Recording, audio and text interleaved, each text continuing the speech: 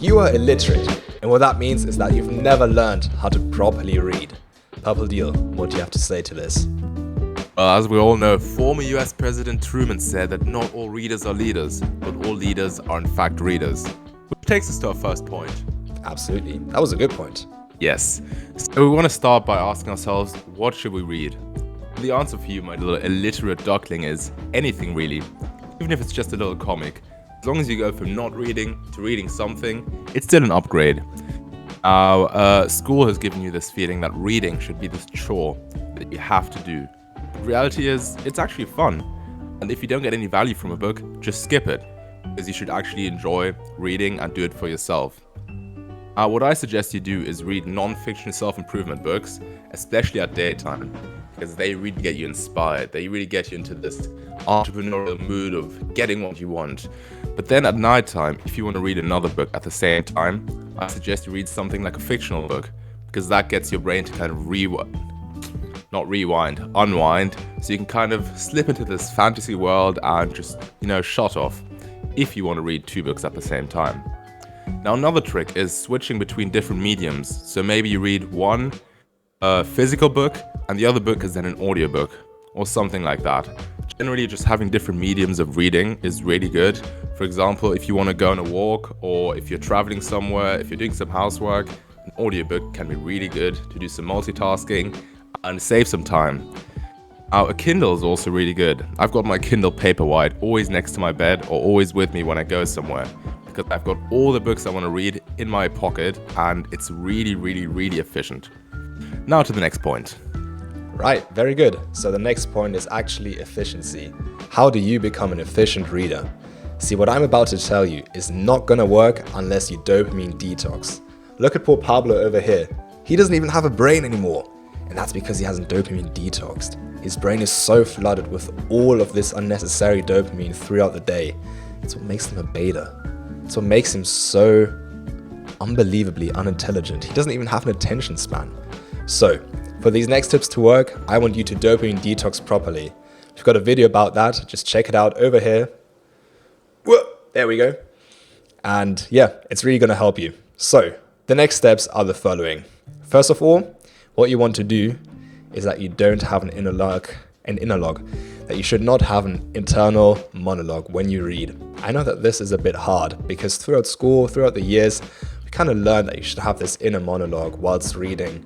You just keep reading in your head as if you were reading it out loud. This is actually not very efficient because obviously you have to pronounce every single word in your mind first.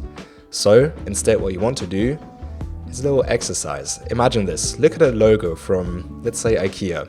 You don't have to read what the logo says. You just know that it says IKEA. This is what you're going to have to do with words. You're going to have to start recognizing words as the words that they are instead of reading them out loud, okay?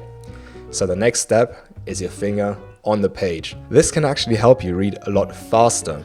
See, it's a bit underrated actually, because what you do is that you kind of go through the book, and if you don't have a pointer under the words, your eyes have to constantly readjust. What word am I on? What's the next one? What line am I on? And so on. If you have a little pointer under the word that you're currently reading, you can read a lot faster, and you can actually speed up that pointer as well. This actually brings us to our next point, which is word chunking. To read a lot faster, you want to chunk words. Imagine this, if you have to read every single word for word, it's going to take a much longer time than if you just simply put two words together and read them at the same time. This goes together with what I said of recognizing logos. If you can recognize words or chunks of words, you're going to double, triple your reading speed, right? So another thing that you can do, and this is not to read the book faster, but more efficiently and soak up the information properly, is reading a summary before you read the book. Now, why is this so efficient? If you read a summary before reading the book, you kind of prime your brain for the information that's about to come, right? So when you read the book, your brain is actually going to start connecting different things that you read in the book to the summary that you read beforehand. And this is exactly how our brain works and how it makes memories. It likes taking things, different things that you've learned, connecting them, and then forming new bridges like that. That's memory for you right there. So if you read a summary before you read the book, you're going to have these bridges built automatically, without much effort. Now, let's get to the next point. Yes, this is a perfect transition because now we're going to get into how to remember everything you read. As my dear fellow colleague already said, it is essential to read a summary before, but what's also good is to write a summary afterwards, because that forces your brain to recall all the information that you learned. You can really test yourself whether or not you really learned everything. And if you can put everything down on paper or into your Notion, that just kind of solidifies everything that you've learned.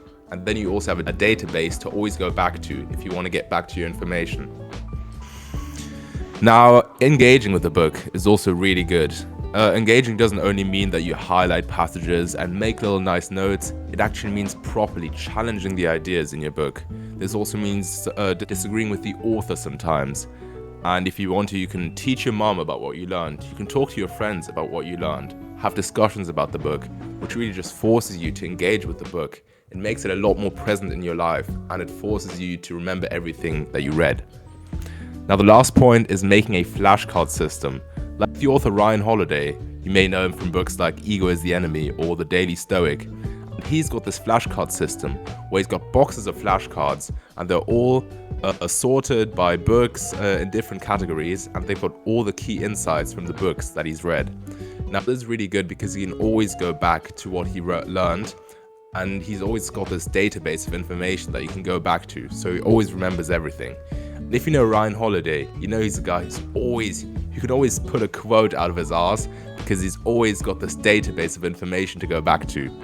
And, well, we're not like Ryan Holiday. We're a bit more modern than that, but we're also not authors like him, so reading is not a profession. So maybe we don't really have the space or the time to make a flashcard system, but what we can do is make a Notion page. See, I've got my reading list in Notion where I can see all the books that I've read and that I'm going to read. And after reading a book, I'm going to write a short summary with all the key insights in a separate page in Notion.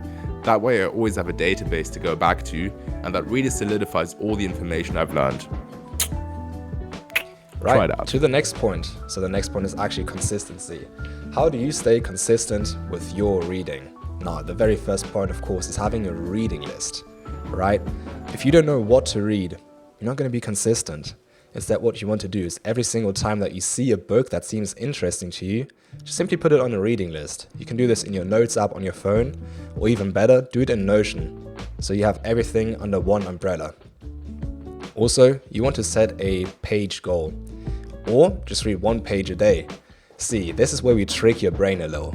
You've probably heard of the 2-minute rule. If you just do one task that you can't be asked to do for 2 minutes, you're probably going to keep doing it just simply because you gain that momentum. This is the same principle. If you just read one page every day, you're probably going to trick your brain into thinking, well, I've read this one page, so I might as well just read another one, and another one, and another one. This is a really good trick to really make yourself read every single day. Next point, reading is fun. See, school has taught you that reading is not fun.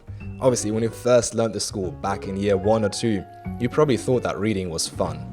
But then over the years, you had to read all these boring texts, really long paragraphs of stuff that you couldn't even understand, and it made reading a ridiculously horrendous task.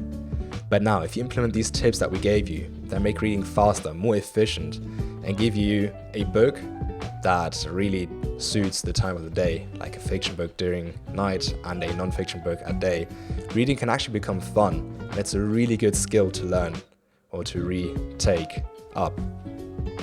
Yeah, you know what I mean. Now, also, you can schedule your reading.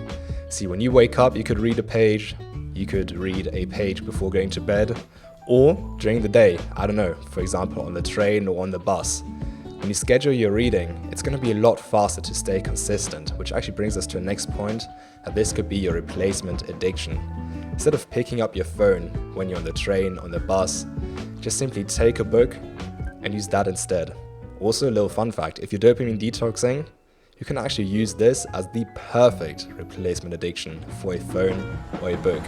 If you enjoyed this banging episode of Pablo's Pill, you might like this one as well.